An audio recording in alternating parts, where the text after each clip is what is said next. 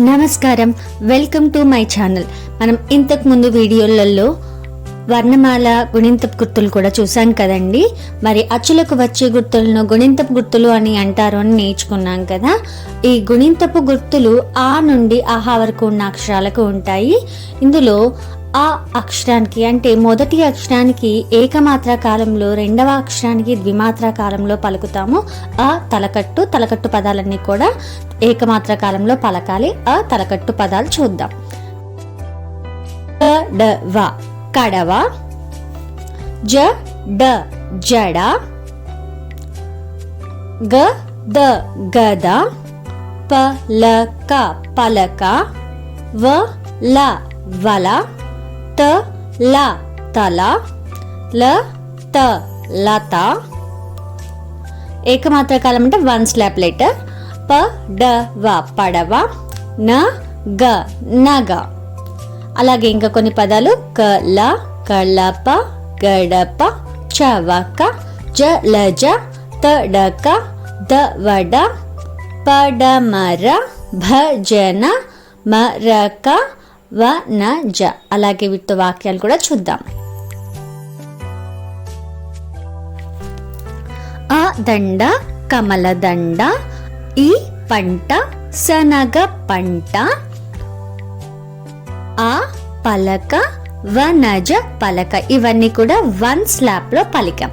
తర్వాత ఆ దీర్ఘం ఉన్నటువంటి అక్షరాలన్నీ కూడా టూ స్లాప్ లో అంటే ద్విమాత్రా కాలంలో పలకాలి.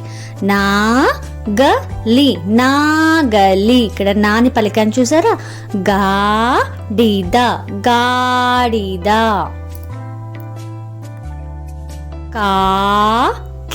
కాకి.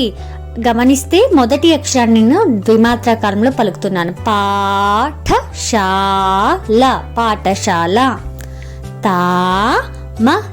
తామర,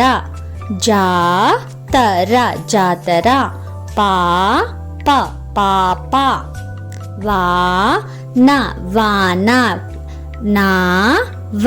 నావ. ద్విమాత్ర అంటే టూ స్లాప్ అండి. తర్వాత ఇంకా కొన్ని పదాలు. కాలం, గాయం, చాప,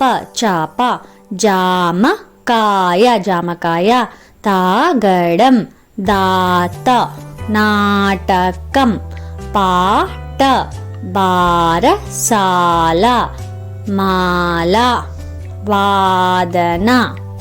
వీటితో వాక్యాలు కూడా చూద్దాం.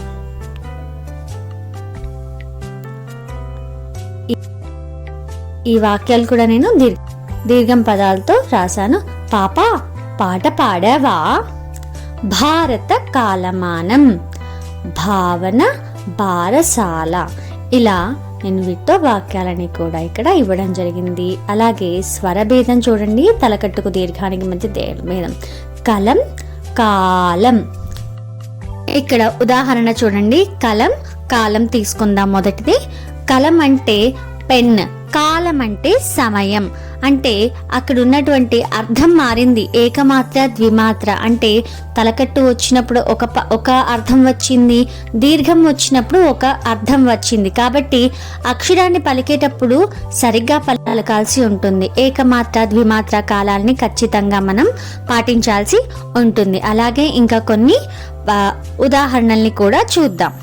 వడ, వాడ, జడ, జాడ, నవ, నావ, పదం, పాదం, కరం, కారం, వరం, వారం, తపం, తాపం, వన, వాన. చూసారు కదండి ఈరోజు వీడియో. నా వీడియో నచ్చితే లైక్ చేయండి, షేర్ చేయండి, సబ్స్క్రైబ్ చేయండి.